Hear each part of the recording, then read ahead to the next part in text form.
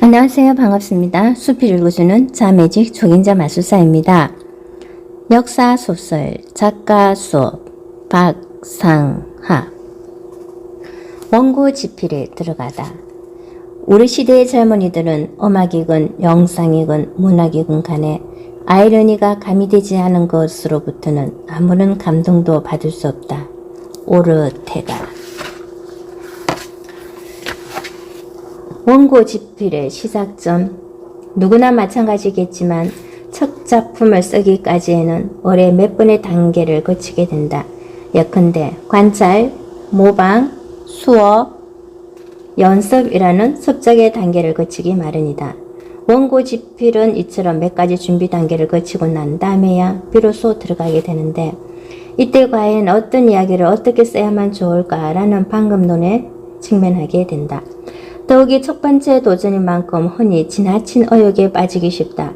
그 같은 함정에 빠져서는 헤어나기 어렵다고 스스로 다짐을 하면서도 흔히 자신의 역량에 버거운 이야기에 매달리다 결국 끝을 맺지 못하고 중도에서 포기하는 경우를 종종 보게 된다. 충분히 이해가 간다. 참으로 비정한 결심 아래 시작했다는 걸 인정한다. 그런 의욕마저 갖지 않았다면 그나마 거기까지라도 어떻게 헤쳐갈 수 있었겠느냐며 오히려 두둔해주고 싶다. 그래서 하는 말이지만 어떤 경우일지라도 중도에서 포기하는 것만은 삼가하자. 마음에 좀 들지 않더라도 벌써 몇 분씩이나 내빙개 치고 부리고 싶은 충동이 꿀뚝 같다 하더라도 처음 가는 길은 누구나 힘들다는 걸 스스로 받아들이지 않으면 안 된다. 여러 번 요청하지도 않을 생각이다. 딱 이번 한 번만이다. 우선 큰 마음을 먹기 바란다. 일단 원고 집필을 무조건 완성시키는 인내 쪽으로 선택하자. 마음에 들고 안 들고를 떠나 첫 작품은 먼저 끝까지 가보는 것이 절대 중요하다. 다시 말하지만 첫 작품을 쓸 때에는 대개 다시 고쳐 쓸 수 없다는 강한 자기 집착에 빠지기 쉽다. 때문에 자신의 모든 역량을 쥐어짜게 된다. 또 그러다 보면 문제의 얼음에 스스로 빠져들기 마련이다. 그러니 어깨에 힘을 빼라. 생각을 유연하게 갖자. 다시 고쳐 쓸 수 없는 마지막이 결코 아니다. 실은 이제 고작 초고 쓰기에 불과한 작업임을 잊지 말아야 한다. 부단한 인내로 초고 작업을 끝낸 다음에도 다시금 원고를 고쳐 쓰는 작업, 곧 태고 작업이 기다리고 있다. 그 같은 태고 작업을 거듭할 때만이 비로소 완성도 높은 작품을 세상에 내놓을 수 있게 된다는 걸 잊지 말기를 바란다. 그런 만큼 첫 작업을 할 때는 무엇보다 멀리 보는 자세가 중요하다. 다시 고쳐 쓸 수 있다는 안이한 생각으로 처음부터 헛술한 작업이 되었어도 물론 곤란하겠지만 말이다. 아무렇든 그 같은 마음가짐으로 먼저 첫 작품을 쓰기 위한 소재부터 찾아 나서야 한다. 물론 여기에도 원칙은 있다. 앞서 설명한 대로 자신의 역량에 버거운 소재보다는 일단 자기 주변에서 쉽게 접근할 수 있는 것부터 찾아라. 자기가 가장 잘 알 수 있는 소재를 선택하는 것이 가장 바람직하다. 아직 문단에 등단하기도 전의 일이다. 어쩌다 첫 번째 장편 소설을 그때 이미 쓰게 되었다. 평소 알고 지내는 출판사에서 추리소설을 써달라는 청탁을 받았다. 청탁을 받고 과연 어떤 소재로 쓸 것인가를 고심고심하다. 결국 그 같은 창작 문법에 따랐다. 자신이 가장 잘 알 수 있는 소재를 고르기로 한 것이다.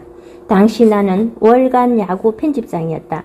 그리고 현장 취재 중에 매만 어떤 이야기에 주목했다. 과연 첫 작품 마운드의 텀 입자에서 그 어떤 이야기가 어떻게 구성 속에 들어가 있는지 예물을 통해서 살펴보기로 하자.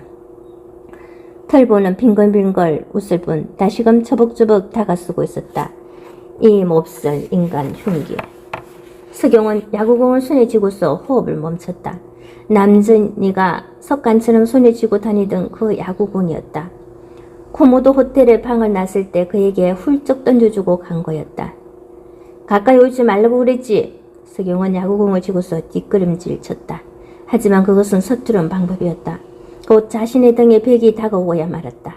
까칠까칠하고 딱딱한 촉감이 그의 등을 가로막아 버렸던 것이다. 이젠 더 이상 한 발짝도 물러설 수 없게 되었다. 막다른 골목까지 밀려고 만 셈이었다. 봐, 내가 뭘 했나. 그렇게 안 될 거라고 했지. 허허허. 털보는 막무가내였다. 두 사람 사이의 거리는 점점 더 좁혀져만 갔다. 성급한 체크 나이프는 벌써 반짝거리며 석용을 누렸다. 석용은 어느 태면과 자신의 소나기에 젖어 있는 야구공을 힘차게 내던졌다. 자신의 수비 위치인 3루 근처에서 포구하여 곧장 1루수 글러브까지 송구하던 그 라운드에서 보여주었던 정확한 솜씨 그대로였다. 다음 순간 틀부는 우후 하는 짧은 단저림을 토해내면서 배를 움켜쥐고 까닥 나가 떨어졌다. 하기는 프로야구 내야수라면 10m 안팎의 거리에서 공을 던져 자신이 목표로 삼은 표적을 적중시키기란 어쩌면 식은 죽 먹기보다 더 쉬운 일일지 모른다. 어쨌든 야구공은 털보의 복부를 향해 보기 좋게 날아가 비수처럼 와락 꽂혀버렸던 것이다. 그랬다. 월간 야구 편집장으로 있으면서 현장 취재 중에 우연히 메모하게 된 프로야구 K 선수의 실제 사건이 문득 떠올랐다. 사소한 시비 끝에 술집에서 싸움이 벌어졌는데 도망치는 불량배를 향하여 K 선수가 맥주병을 집어던졌다. 무슨 개떡 같은 소리 나고 하려는지 모르겠다. 술집에서 맥주병 던지는 꼴을 어디 한두 번 보았냐고 웃어 넘길는지도 모르겠다. 하지만 처음부터 그 메모를 눈여겨보고 있었다. 비록 막연하게는 하였어도 뭔가 이야기가 될성 싶은 생각을 쉴 듯이 부리지 못했다. 한데 K 선수로부터 상해를 입은 피해자 측과 경찰에서 사건의 내용을 간단히 보고 있지 않다는 데 호기심이 대해갔다. 요컨대 프로야구 선수가 굳이 맥주병이 아니더라도 무엇을 집어 던졌다는 건 곧 흉기가 될 수도 있다고 봤다. 사람의 목숨까지도 위해할 수 있다고 보는 것이다. 그래, 이건 이야기가 되겠어. 이런 이야기를 한번 써보기로 하자. 일단 그처럼 이야기거리 소재를 찾게 되자 이후 자료 수집과 함께 다음 단계로 넘어갈 수 있었다. 착상에 이어 꼭 구성 단계로 들어갈 수 있게 된 것이다. 메모, 그리고 메모, 또 여백 채우기. 창작 에세이의 메모란 지금 쓰고자 하는 대목에서 과연 무엇을 어떻게 풀어나갈 것인가 하는 단상을 사진에 기록해두는 작업을 말한다. 어떤 이야기를 써보겠다는 착상에 이어 구체적인 구성을 만들어 나가기 위한 작업으로 구성의 이야기 얼개를 좀 더 세분화시켜 이런저런 생각의 키워드나 팝펜 따위를 벨지에 따로 기록해 놓는 것을 뜻한다. 장편이라는 긴 글을 혼자서 외롭게 써가야 하는 작가에게는 갈림길에서 만나는 이정표라고 볼 수 있다.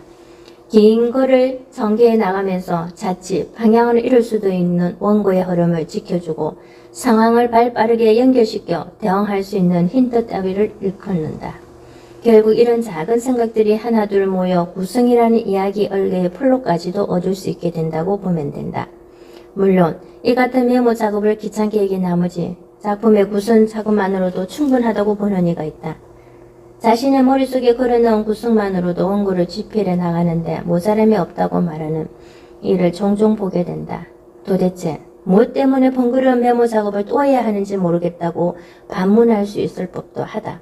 하지만 역사라는 대단히 폭넓은 상황 속에서 인물과 사건을 보다 친밀하고 논리적으로 전개해 나가야 하는 역사소설에선 반드시 이 같은 작업이 뒷받침되어야 마땅하다. 좀 더 완벽한 구성과 전개를 획득할 수 있다는 점에서 메모의 중요성을 강조해 두고 싶다. 그렇잖아도 나는 메모를 유난히 많이 하는 편에 속한다. 책상의 한쪽 벽만은 언제나 무당지 같은 풍경이다. 이미 작품을 착상하는 단계에서부터 메모가 시작되어진다. 두툼한 파일을 별도로 마련해서 가제목을 붙인 뒤 착상, 구성, 등장인물들을 만들어 나가는 가운데 순간적으로 떠오른 어떤 연상이나 아이디어, 사료 따위를 적어놓은 메모를 차곡차곡 모아나간다. 또 조금은 귀찮더라도 나중에 장편이라는 망망대해를 혼자 항해할 때를 생각해서 사실적이고 부차적인 설명까지도 가급적 꼼꼼히 메모해둔다. 거칠은 시간 속에서 파일 안의 메모가 어느 정도 모아졌다 싶으면 다시 말해 술독에 누르기 이점 되면 발효되었다고 판단되는 순간 그때 비로소 작품에 들어가게 된다. 그때 비로소 파일 안에 모아둔 메모를 참고로 본격적인 구성을 하게 되고 또한 등장 인물들을 완성시켜 원고 집필에 들어간다. 이때 정해진 시간이나 순서는 따로 없다. 나는 매번 A 원고의 집필에 들어가 있는 가운데 틈틈이 또 다른 B 원고나 C 원고의 메모를 병행해 나가는 방식을 취한다. 때문에 A 원고의 집필이 끝나갈 쯤이 되면 대개 B 원고의 메모 파일이 적잖이 모아져 A 원고를 마치자마자 곧이어 B 원고 착수에 돌이키게 되고는 한다. 참고로 내 작업실에는 애물단지와도 같은 파일 하나가 있다. 아주 오랫동안 메모를 다 채우지 못하고 있는 파일이 그것이다. 벌써 20년 전부터 조선시대 화가 채북을 소재로 한 역사소설을 착상하고 메모를 모아나가기 시작했으나 지금 그 파일의 메모가 충분치 못해 지필에 들어가지 못하고 있는 경우다. 아직은 메모 작업이 충분하지 못하다고 생각되어 조금은 더 채워야만 지필에 들어갈 수 있는 파일이다. 아무튼 시간이 얼마나 걸렸든지 간에 파일의 메모가 어느 정도 채워졌다 생각이 들면 그 다음에는 본격적인 구성 만들기에 들어간다. 이때는 커다란 전지에다 구성을 적어 넣은 뒤 벽에 붙여두고서 수시로 확인하는 방법도 좋을 수 있다. 작품 구성의 전체 내용을 한눈에 모두 살펴볼 수 있다는 점에서 대단히 효율적이다. 특히 장편 분량이 많고 복잡한 이야기 얼개 구성을 만들고자 할 때면 그 편리성이나 효과면에서 적자는 도움이 되리라고 본다. 앞서 말한 것처럼 2500장 분량의 첫 역사소설 명성황후를 찾았어의 경우도 순전히 그 같은 벽의 전지를 생각해냈기 때문에 가능했다고 믿어진다.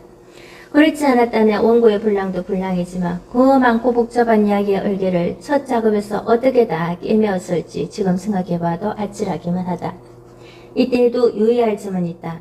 이야기 얼개의 구성을 커다란 전지에다 적어 넣을 땐 먼저 구성의 기초 단위의 발단, 전개, 절정, 결말의 4개 부분으로 크게 분류해서 커다란 전지 위 맨 왼쪽 끝부분에서 아래쪽으로 나란히 배치한다. 나머지 부분은 빈 공간으로 넉넉하게 남겨둔다. 그런 다음 원고 지필에 필요한 모든 것을 발단, 전개, 절정, 결말 4개 부분의 빈 공간에 이모저모 채워나간다. 그동안 파일 안에 차곡차곡 모아졌던 메모들 예컨대 순간적으로 떠오를 어떤 연상이나 아이디어, 사료 따위는 물론이고 등장인물의 독특한 석간이나 성격, 사건의 구체적인 내용 등을 빈 공간에다 채워가다 보면 자연스럽게 구성의 밑그림이 어렵지 않게 그려지게 된다. 마침내 원고 지필에 들어갈 수 있는 준비를 마치게 되는 셈이다. 하지만 아직은 마지막 단계가 남아있다. 그렇듯 충실하게 만들어진 구성을 다시금 전지적 시각으로 살펴보는 작업이다. 정말 좋은 역사소설이 될 수 있을 만한 완전한 구성인가를 마지막으로 한눈에 꿰뚫어 점검하는 단계라고 볼 수 있다. 이때 잠시 구성을 덮어둔 채 자신의 작업 공간에서 얼마간 비켜나보다는 것도 바람직하다.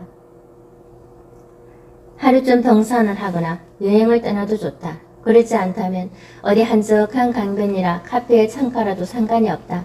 그리하여 자신의 좁은 공간 안에서 키워온 생각들이 과연 세상의 현란한 햇살 아래에서도 그 빛을 발휘할 수 있을지를 한 번쯤 가늠해 보는 것이다. 멀리 떨어진 그곳에서 얻게 되는 또 다른 생각들을 다시 한번 작품의 구성 속에 조율시켜 나가는 단계라고 볼 수 있다. 아무렇든 나는 지금도 그 같은 연상과 메모 그리고 완전한 구성을 전지적 시각으로 한 번 더 점검하는 문법에 따르고는 한다. 이어 잠시 구성을 덮어둔 채 작업 공간에서 벗어나 전지적 시각으로 다시금 조율시켜보는 꼭 그러한 점검 과정을 거치고 있다. 다만 지금은 커다란 전지 대신 보다 작아진 구성, 노트를 따로 만들어 쓰고 있지만 말이다. 역사소설 제목 붙이기. 제목은 작품의 얼굴이다. 첫 인상이다. 힘들게 쓴 작가의 원고에 대한 독자들의 첫 반응이다. 이쯤 되면 작가는 제목에 울고 웃지 않을 수 없다. 첫 인상이 좋아야 관심이 시작되고 첫 반응이 나쁘지 않아야 비로소 책장을 넘겨 원고의 첫 문장을 읽기 시작 때문이다. 따라서 작품의 제목에 고심하지 않을 수 없게 된다. 작가라면 누구나 신중해 줄 수밖에는 없다. 물론 작품의 제목이 처음부터 덜컥 결정되어지는 경우도 없지만 않다. 제목이 먼저 운명처럼 결정되어지고 난 뒤 비로소 구성이나 등장인물들이 뒤따라오는 경우다. 그러나 이런 경우는 가뭄의 콩락이다. 대개는 머리를 쥐어 짜가며 우선 제목부터 찾아나 쓰기 마련이다. 그런가 하면 장편의 원고가 모두 다 끝날 때까지 끝내 제목을 찾지 못하는 경우도 있다. 심할 때는 초고를 끝낸 뒤 태고를 마칠 때까지도 마땅한 제목이 생각나지 않아 제목 없는 원고를 출판사에 그냥 넘기는 작가도 들어있다고 들었다. 또 중간에 제목이 바뀌는 경우도 흔히 볼 수 있는 풍경이다. 작가에게 제목이란 정말 단순한 문제인 것 같으면서도 결코 간단히 보아 넘길 수 없는 과제가 아닐 수 없다.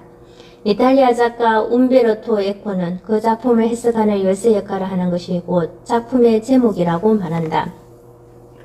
그는 자신의 나는 장미의 이름을 이렇게 썼다 해서 작품의 제목에 관하여 이렇게 덧붙이고 있다. 내 소설의 제목은 쓰여질 당시에는 수도권의 범죄 사건이었다. 그러나 나는 이 제목을 오래지 않아 파기했다. 그 까닭은 독자들의 관심을 미스테리 자체에만 쏠리게 할 가능성이 농후하고 독자들이 액션으로 가득 찬 약간은 황당무계한 소설로 오해하고 책을 살까 두려웠기 때문이다.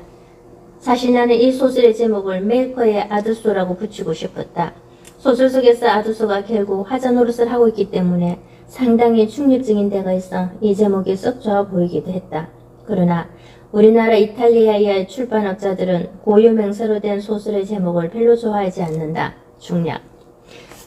내 소설의 제목을 장미의 이름으로 하자는 아이디어는 실로 우연히 내 머릿속에서 떠올랐다. 일단 그렇게 정하자고 생각하고 보니 그렇게 마음에 쏙 들 수가 없었는데 그 까닭은 장미라고 하는 것이 대단히 상징적인 것이기 때문이다. 장미의 상징적 의미는 정확히 의미하는 바가 잘 헤아려지지 않을 정도로 풍부하다.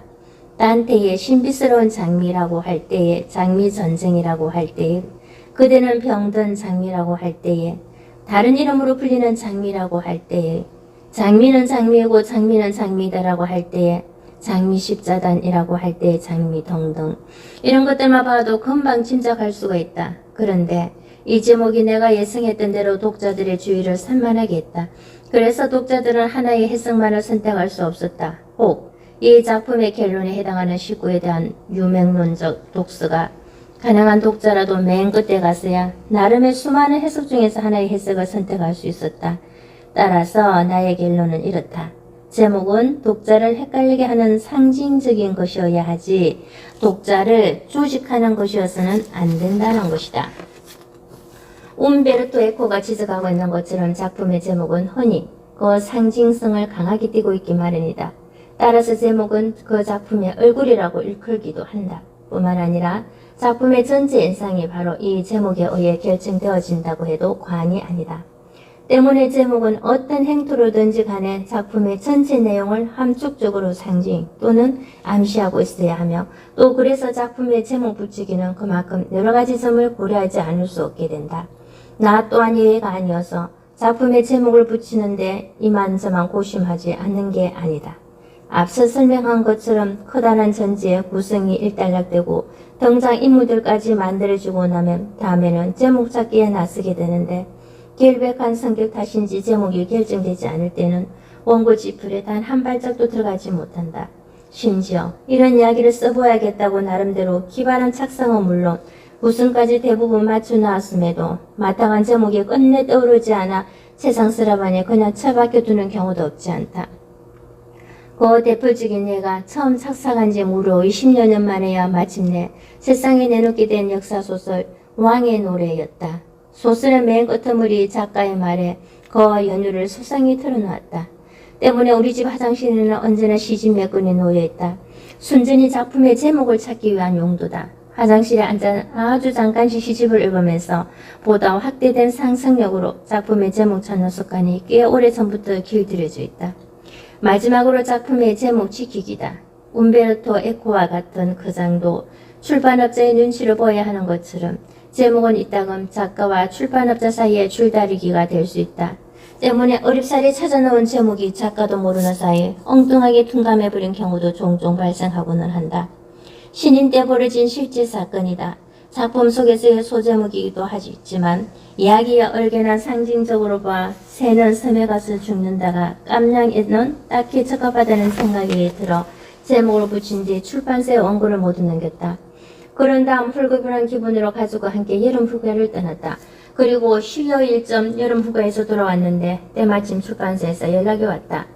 책 표지 인쇄가 떨어졌다며 와서 봐달라고 했다. 한데 출판사에서 본 내 작품의 표지 제목은 새는 섬에 가서 죽는다가 아니었다. 이유를 따져 물었더니 저자하고 연락이 닿지 않아 어쩔 수 없었다는 변명을 늘어놓았다.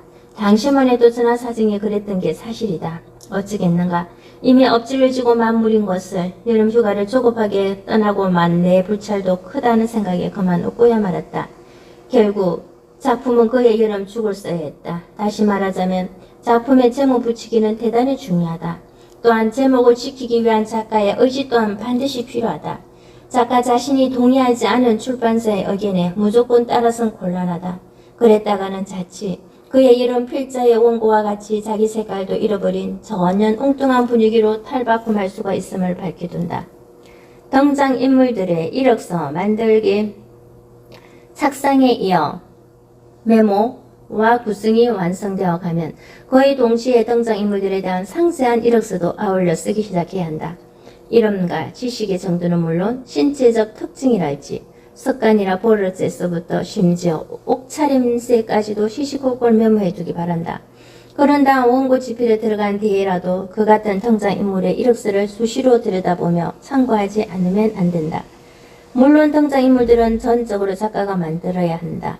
평소 주변의 인물들을 면밀히 관찰하거나 혹은 여행 중에 인상적이라고 생각되어지는 사람을 메모해두는 습관도 좋은 방법이 될 수 있다. 그렇더라도 등장인물들을 만들다 보면 어려운 부분이 있다. 제법 그럴싸한 등장인물의 성격과 역할을 만들어 놓고서도 막상 그 인물의 이름을 어떻게 지어줄 것인가 하는 단계에 이르면 여간 망설여지는 게 아니다. 그건 이름, 고유 명사만이 갖는 어떤 특질과 이미지, 다시 말해 이름이 개인의 의식을 함축성 있는 언어로 나타난다는데 그 이유가 있는 것 같다. 예컨대 고전 신청전에 나오는 가련한 여주인공 청이를 두고 결코 퇴폐적이라거나 섹스얼하다고 말할 수 없는 것처럼 이름이란 이같이 어떤 정형화된 타입을 동시에 갖게 된다는 점에서 어려움이 있다. 그래서 어떤 작가는 그처럼 합당하면서도 인상적인 이름을 찾아 두터운 전화번호 인명부를 부지런히 뒤진다는 얘기도 없지 않았다.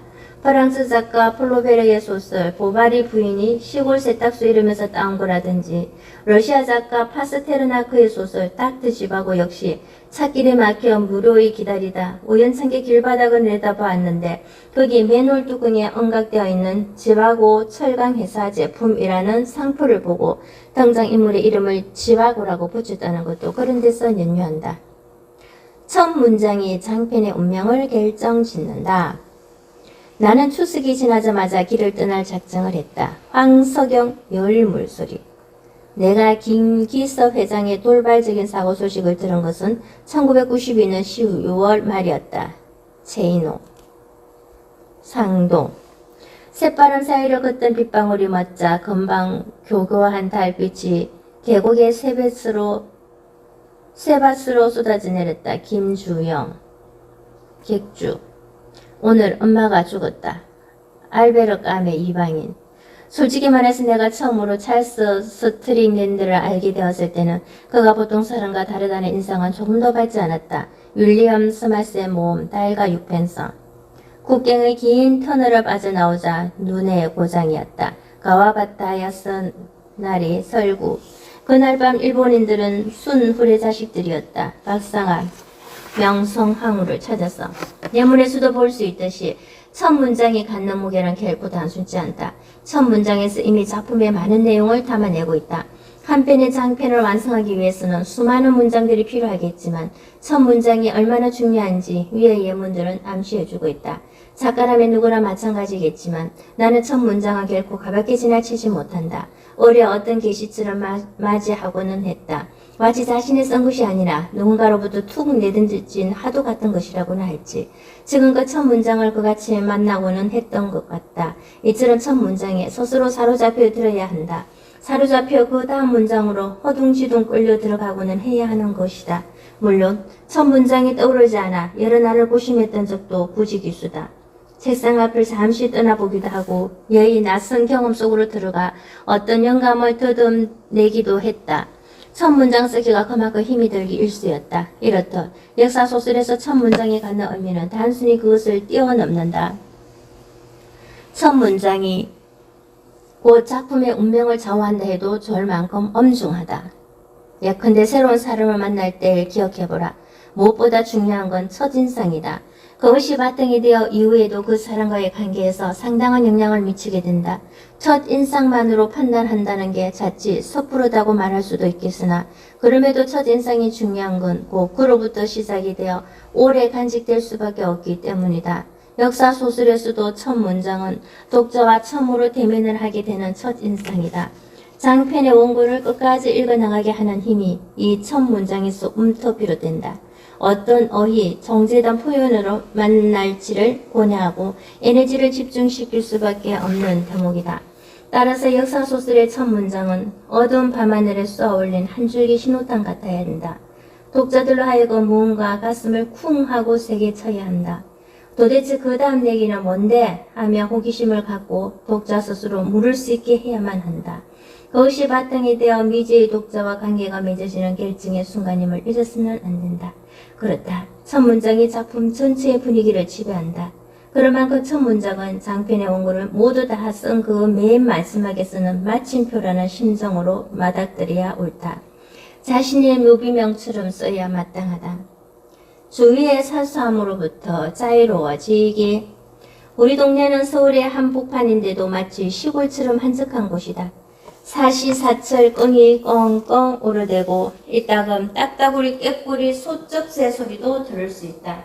이처럼 한적하고 조용한 동네라서 예술가들이 여럿 산다.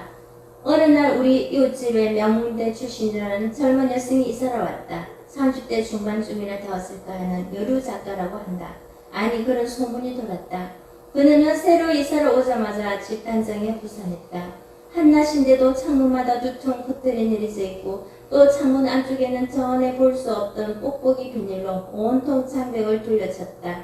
동네 사람들은 고개를 갸웃거리지만 여류 작가라니 그럴 수도 있겠다고 수근거렸다. 한데 얼마 지나지 않아 젊은 여류 작가 집에 그 이웃집에 사는 노부부 사이에 언쟁이 벌어졌다. 노부부의 집에서 들려오는 방충문 여닫는 소리에 글을 쓰지 못하겠다며 젊은 여류 작가가 노부부에게 욕설까지 퍼부은 것이다.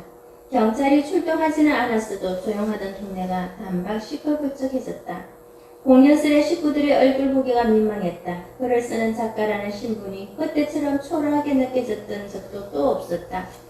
가능컨대 이런 작가는 오래가지 못한다. 지금까지 몇 작품이나 썼는지 모르겠으나 암만 해도 열정을 지속해 나가기 어려워 보인다. 경험으로 볼 때 그동안 얼마나 수많은 작가들이 탄생했다가 쓰러져 갔던가. 다른 건 몰라도 글은 결코 재주만으로 쓰시는 것이 아니다. 머리만으로 쓰시는 것도 아니다. 일정 부분 그런 점도 전혀 없지는 않겠지만 글은 오직 가슴으로 쓸 때 비로소 지속 가능해진다. 운명처럼 평생 함께 갈 수 있는 자신이 될 수 있다. 결국 그로부터 한 달이 지나지 않아 젊은 여류 작가는 이사를 갔다. 이사를 갈 때 그녀의 얼굴을 언뜻 살펴볼 기회가 있었다. 아이 같은 순수한 눈빛은 끝내 찾아보기 어려웠다. 기억을 더듬어 그 옛날 이제 막 첫사랑이 시작되었을 때를 상기해보라. 그 순수했던 나날들을 되돌아보라. 그때는 누구나 시인이 된다는 걸 지금은 이해할 수 있겠는가. 마치 아이처럼 순수하기만 했던 그날의 순간들이 이제는 되돌아갈 수 없는 상실에 그만 아련하지 않은가. 다시금 묻겠다. 이웃집 노부부의 집에서 들려오는 방충문 여닫는 소리가 방해되어 글을 쓰지 못하겠다면 그래서 노부부에게 욕설까지 퍼부을 정도라면 어떨 것 같은가. 과연 그 정도의 한편 인성으로 역사소설을 쓸 수 있을 것이라고 생각하는가. 설령 쓸 수 있다고 손치자. 안타깝지만 그런 작가들이 실제 없는 것만도 아니다. 초심을 잃고 중도에 그만 변질되어 그 같은 부류로 전락하고만 작가도 뚫어보았다. 하지만 독자들은 대단히 영민하다. 그런 작가들의 써온 글을 영락없이 가려낸다.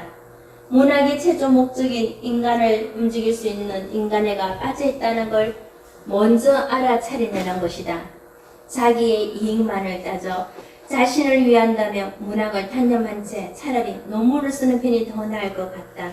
학위를 따서 세상으로 나가는 것이 자신의 목적을 성취하는 데 더 빠를 수 있지 않을까 싶다. 그날 아들에게 이런 얘기를 들려주었다. 영국의 아동문학가 조앤 K 롤링은 이혼녀의 몸으로 어린 딸의 분유값을 벌기 위해 시끌벅적한 카페의 구석진 자리에 홀로 앉아 판타지 소설 해리포터 시리즈를 써냈다. 러시아 작가 토스토 에프스키는 온종일 쇠망치 소리가 그치지 않는 대장간의 다락방에서 성과 악, 죄와 벌, 신과 악마 등과 같이 우리 내부에 도사리고 있는 난해하기 짝이 없는 문제들을 정면으로 다룬 까라마조프가의 형제들이라는 장편 소설을 써냈다. 자기 자신의 심성조차 다스릴 줄 모른다면, 자신의 인성조차 갖추지 않았다면 먼저 쓰기 전에 그 문제부터 성결한 뒤 원고 앞에 앉아야 한다. 원고 쓰기란 주위의 사소함으로부터 벗어나 몰입할 수 있을 때 열리기 시작한다. 그때 비로소 보이기 시작한다. 자유로운 영혼만이 써낼 수 있는 작업인 것이다. 다시 말하자면 불가에서는 그 어떤 것에도 사로잡히지 않은 것을 삼매라고 이른다. 진정으로 자신이 하고자 하는 일에 마음의 방향에 정해져 있을 때를 일컫는다. 비로소 다른 것이라 모두 다 잊고서 오직 그 일에만 전력을 다해 깊이 몰입해 있는 상태를 뜻한다. 원고 작업을 하다 보면 종종 그 같은 순간을 경험할 때가 있다. 오직 원고 쓰는 일에만 빠져 일체가 되곤 한다. 마치 자신이 원고를 쓰고 있는 줄도 모르는 무아의 경지에 빠져들고는 하는 것이다. 물론 그렇지 못한 때도 빈번하다. 이분의 원고에서만은 옥이 뭔가를 얻어야 하겠다거나 어떤 알 수 없는 힘이 들어가면서 시작했을 때의 경우다. 그럴 땐 반드시 눈에 보이지 않는 벽을 넘지 못하기 일수이다. 스스로 초연해지지 못하는 것이다. 그럴 때면 자신도 모르는 사이 괜한 힘이 들어가 있고는 한다. 원고 작업에 괜한 힘이 들어가게 되면 그만 순수성을 잃어버리게 된다. 순수성을 잃어버리게 되면 앞서 말한 그 같은 일체가 몰입의 경지에 결코 이르지 못하게 된다. 아무래도 신통한 원고를 얻어내기란 난망해지기 마련이다. 작가라면 누구에게나 저마다 거룩한 씨앗을 갖고 있다. 다름 아닌 몰입이 그것이다. 자신만의 숨은 미지의 색이다. 그처럼 마음의 방향이 일정하게 정해질 때 그렇듯 자신의 영혼이 내적으로 충만해져 있을 때 비로소 주위의 사소함으로부터 자유로워진다. 비로소 자유로워진 또 다른 자신을 만날 수 있게 된다.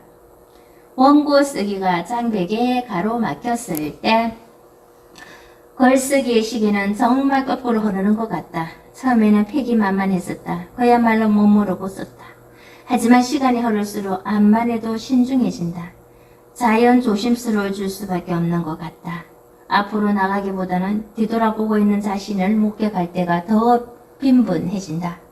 더욱이 글쓰기는 예나 지금이나 어렵기만 하다. 이제 막 등단한 패기만만하던 신인 시절이나 그로부터 20년이 지나 수십 건에 달하는 저작을 가지게 된 지금에도 글쓰기는 여전히 막막하다. 도무지 어느 하루 글을 쉽게 써본 기억이란 없다. 아니, 시시때때로 장박에 가로막혀 속줄없이 손부리만을 물어뜯고 있던 순간이 또 얼마였는지. 정말이지 글쓰기란 시간이 아무리 흘러도 익숙해지지 않는 일상의 고통이다. 아무리 다가가도 도달할 수 없는 신기루의 성벽 같다. 더구나 첫 장편을 쓸 때라면 누구나 힘들 수밖에 없는 질곡의 연속이다. 구성과 메모를 완벽하게 갖췄다 하더라도, 등장인물들이 아무리 선명하게 만들어졌다 하더라도 대개 얼마 지나지 않아 갈피를 잡지 못하고 우왕좌왕하는 소리가 내면에서 절로 터져나오기 십상이다. 이야기 얼개는 제법 그럴싸하게 전개되고 있으나 설득력의 밀도가 떨어지면서 과연 끝까지 제대로 끌고 갈 수 있을는지 모른다는 의문의 덫에 스스로 갇히기 마련이다. 그렇게도 자책하지 않았으면 싶다. 글이 쉽게 써지지 않는다고 자신의 운명이 잘못 선택됐다는 단정은 어리석은 난센스일 따름이다. 그럴 때는 잠시 원고 앞에서 비켜나는 것도 좋다. 문제를 회피하는 것이 아니라 두 걸음 전진을 위해 잠깐 한 걸음 물러서는 셈이다. 이럴 때 누구는 팔자좋게 배낭을 메고서 훌쩍 여행을 떠난다고 말한다. 하지만 그런 호사를 누리는 작가는 실제 많지 않다. 긴 글을 써야 하는 작가에게 글 쓰기란 실존의 문제다. 한때 원고가 장박에 가로막혀 꼼짝도 하지 않을 때면 나는 혼자서 뒷산에 오르거나 강변으로 나가고는 했던 적이 있다. 아무 생각 없이 한두 시간씩 멍하니 넛을 놓고 앉았다 돌아오고는 했다. 그렇듯 머릿속을 깨끗이 비우고 나서 새로운 돌파구를 찾곤 했던 것이다. 속 깊은 친구를 만나보는 것도 도움이 될 수 있다. 진지하면서도 밝은 에너지, 열의를 불러일으키게 하는 공감의 에너지를 가진 친구라면 더할 나위 없다. 그렇지 않은 친구라면 차라리 전화를 하지 않는 게 낫다. 마음의 상처만 받고 돌아올 수가 있기 때문이다. 대래 글 쓰는데 독이 될 수도 있음을 잊지 않았으면 한다. 하지만 언제부터인가 뒷산이나 강변에 더 이상 나가지 않고 있다. 그런 문제로 속 깊은 친구도 찾지 않는 편이다.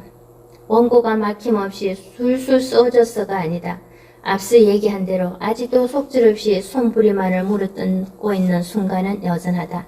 대신 그동안 다른 방법이 부지부식간에 몸에 배어들었다. 써야 할 원고 청탁이 밀리기 시작하고 마감 시간이 촉박해지면서 그마저도 불가능해진 때문이다. 하기는 지금도 원고가 장벽에 가로막혀 꼼짝하지 않을 때면 곧잘 집을 나서고는 한다. 시끌벅적한 재래시장 골목을 한일 없이 무작정 거닐곤 한다. 그곳에서 치열한 삶을 발견하고 직면하면서 긴 글을 써야 하는 팔자임을 다시금 받아들인다고나 할까. 요즘은 대개 그처럼 정면 돌파를 택하고 있다. 잠시 원고 앞에서 비껴나 새로운 시각을 찾기보다는 지금은 대부분 그 자리에 그대로 눌러앉아 어떻게든 장벽을 넘어가고자 애를 쓴다. 물론 이 같은 방법으로 가로막힌 원고를 누구나 당장 뚫고 나갈 수 있다고 장담하기는 어렵다.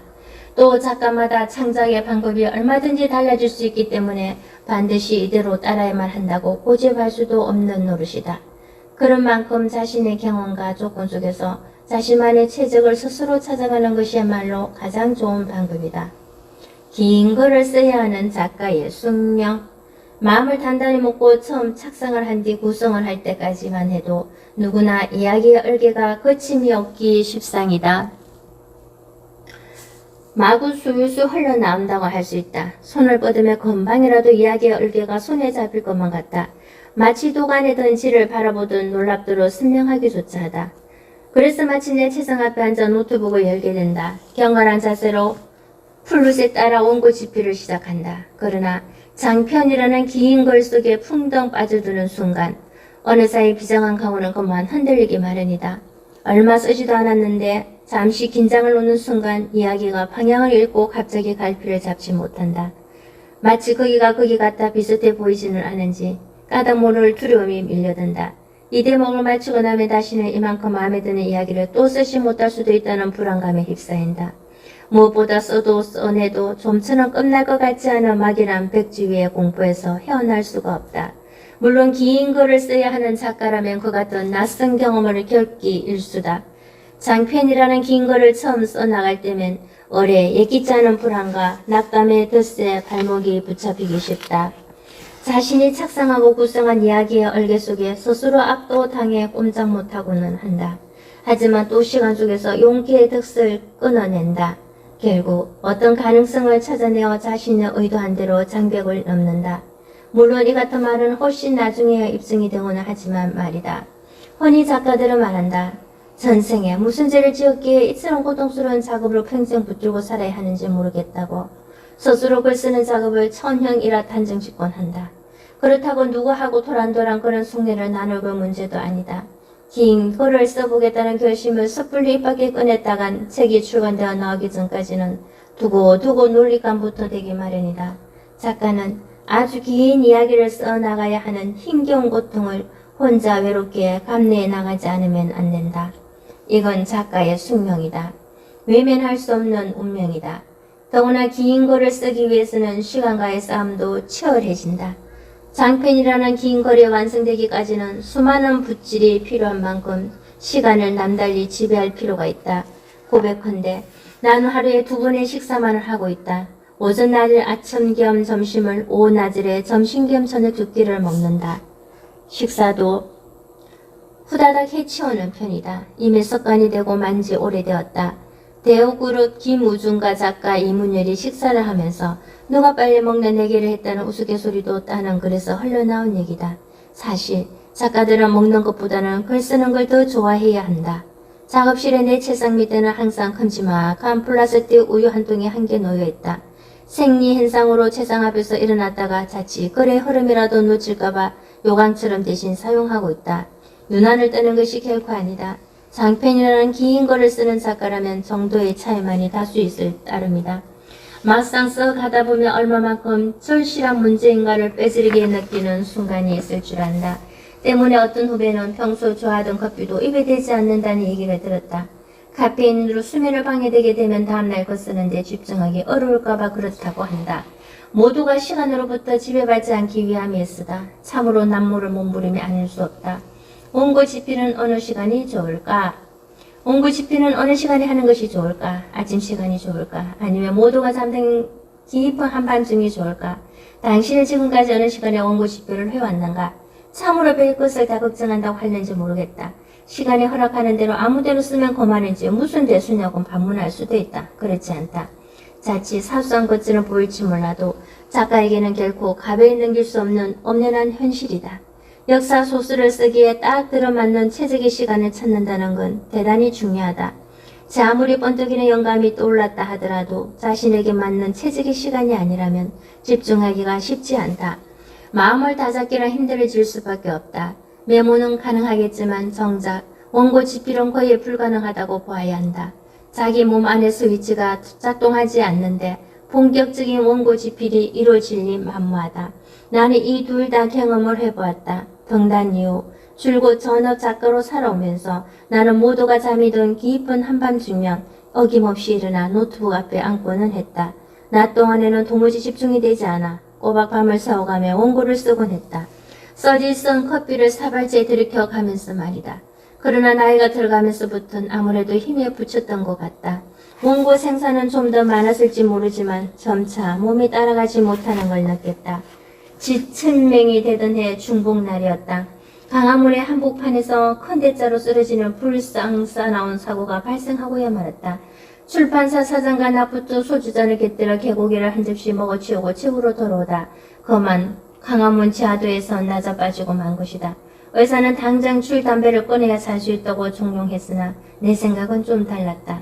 줄 담배도 문제긴 하였으나 10년 넘게 지속해온 밤샘 작업을 드디어 중단할 때가 온 것 같다고 보았다. 그같이 집필 시간을 바꾸지 않으면 안 되었다. 밤샘 작업 대신 아침에 일찍 일어나 노트북 앞에 앉는 그날 이후 지금껏 새벽에 일어나 오전 동안 4시간여 정도 또 오후 동안 다시 3시간여 가량 집필을 하고 있다. 간혹 숨 넘어가는 원고 청탁이 들어올 때면 저녁 시간까지 꼼짝없이 노트북 앞에 붙어 있을 수밖에 없지만 이처럼 하루 7시간여 집필을 마치고 나면 대개 체력과 정신이 모두 다 소진되기 마련이다. 머리가 고무풍선이 되어 천정에 둥둥 떠다니는 몽롱한 느낌마저 들 때가 많다.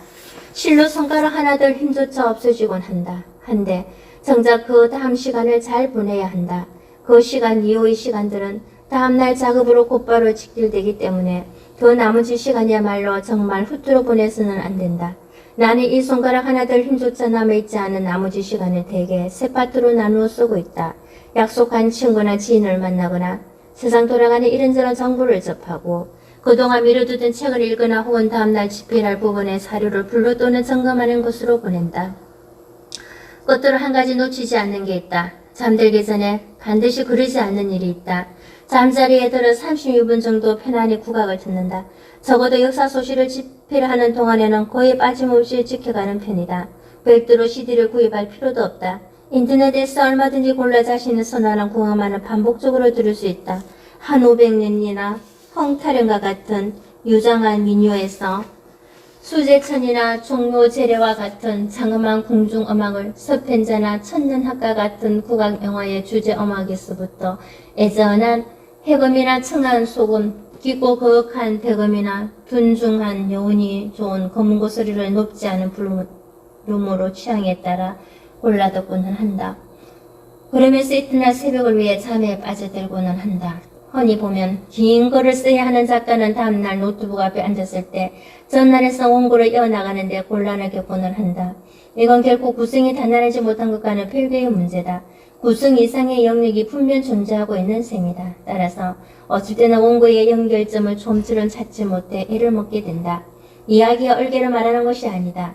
미세하게 흐르는 감정의 복선이 이어지지 않아 한참 곤란을 겪어야 하는 순간을 뜻한다.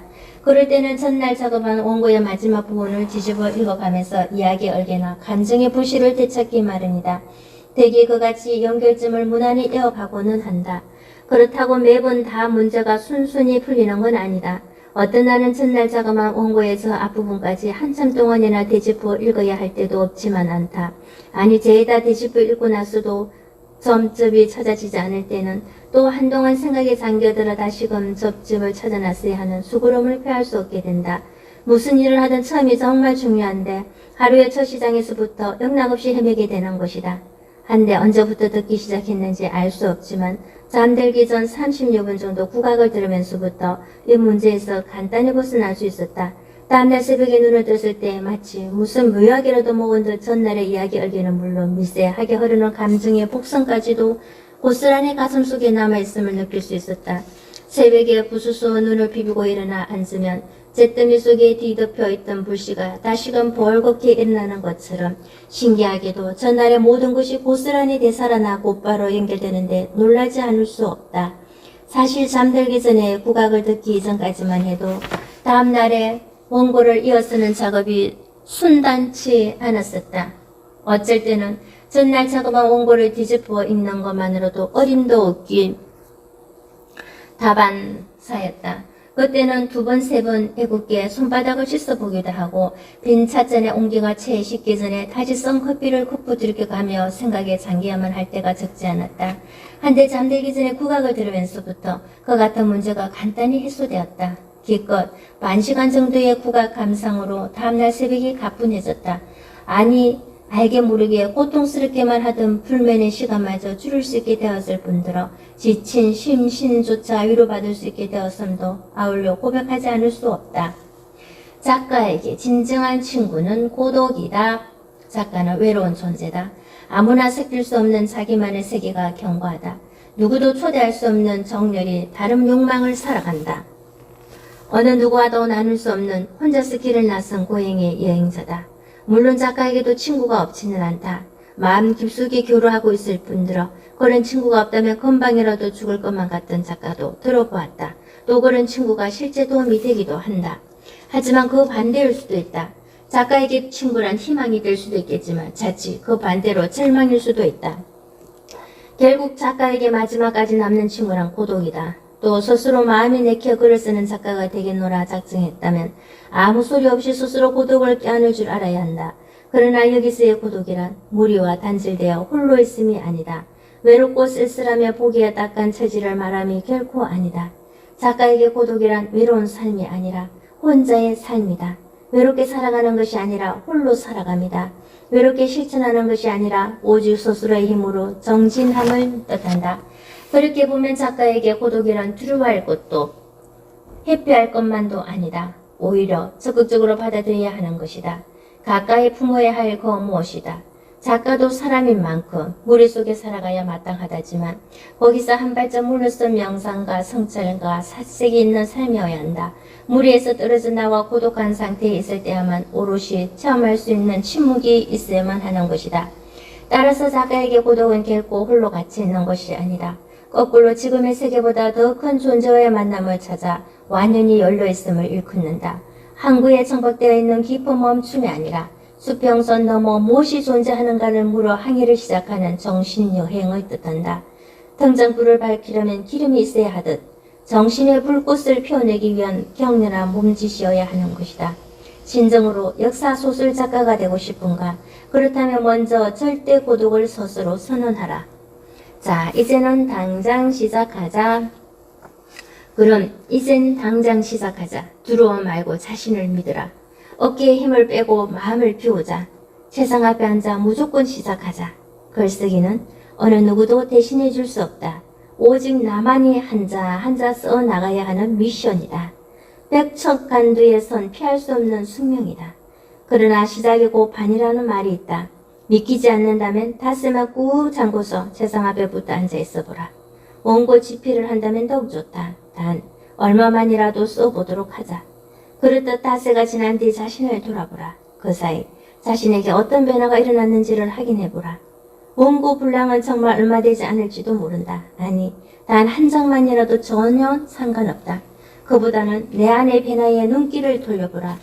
이제는 뭔가 원고가 눈앞에 그려지는 듯하고 손에 잡힌 듯하다. 시작의 판이란 말을 그 순간만큼 절감할 때도 또 얻게 될 것이다. 절대 밖에서 찾으러 들지 마라. 답은 이미 내 안에 있다. 닷새 동안 단 한 장의 글쓰기였다 할지라도 충분했노라. 자신을 격려하자. 사실 그 사이에 혼자서 수많이 되뇌었을 고뇌만으로도 충분하다. 또한 그 고뇌들은 연기처럼 사라져버린 것이 아니라 이미 생각의 창구에 차곡차곡 쟁여져 있다. 어느덧 이제는 첫 문을 열어도 좋을 만큼 그 같은 페널을 동력 삼아 생각의 창고 속에 쟁여져 있는 고뇌들을 침착하게 한 가지씩 풀어나가면 된다. 첫 난관은 생각보다 빨리 올 수도 있다. 그렇다고 당황해 할 건 없다. 우선 마음을 비워라. 기다렸다는 듯이 기꺼이 받아들여라. 잠시 책상 앞에서 물러나 시 공간을 다른 환경으로 가져가 보는 것도 하나의 방법일 수 있다. 평소 같으면 서너 장을 썼던 걸 하루 한 장만으로도 만족한다는 편안한 마음부터 가질 필요가 있다. 그렇게 이틀만 버티면 결국 난간도 허물어진다. 지금껏 보이지 않던 길이 비친다. 전혀 생각지도 않은 부분에서 새로운 길을 찾기 마련이다. 누구나 처음 원고는 어렵다. 처음으로 떠나는 장편이라는 대장정은 누구에게나 힘겨운 법이다. 그러나 원고의 첫 장을 어떻게 마치고 난 다음 되돌아본다면 어느새 한 뼘가량 쑥 커져 있는 자신의 영혼을 목격할 수 있다. 몸부림을 쳐가며 한 편의 작품을 모두 끝내고 나면 그 다음 두 번째 가는 길에선 확연히 달려져 있는 자신을 바라보게 될 것이다. 무엇보다 장편이라는 그 아득한 분량의 공포에서 한결 자유로워진다. 갯불에서 물새가 갯지렁이를 파먹을 때 중간에 끊어지지 않도록 하기 위해 힘을 노련하게 조절하듯이 그 아득한 분량의 공포 속에서도 용케 자신의 모습을 찾아 나간다. 아니, 그보다 더 많은 부분에서 부쩍 자신감이 붙게 됨을 실감게 된다. 그렇다. 시작이 있으면 반드시 끝도 있기 마련이다. 첫 번째 장편 집필을 할 때면 수도승과도 같은 고행의 길을 갈 수 있도록 마음을 굳게 먹어야 한다. 100리를 가르면 90리를 절반으로 친 고난의 예정을 기꺼이 선택할 수 있어야만 한다.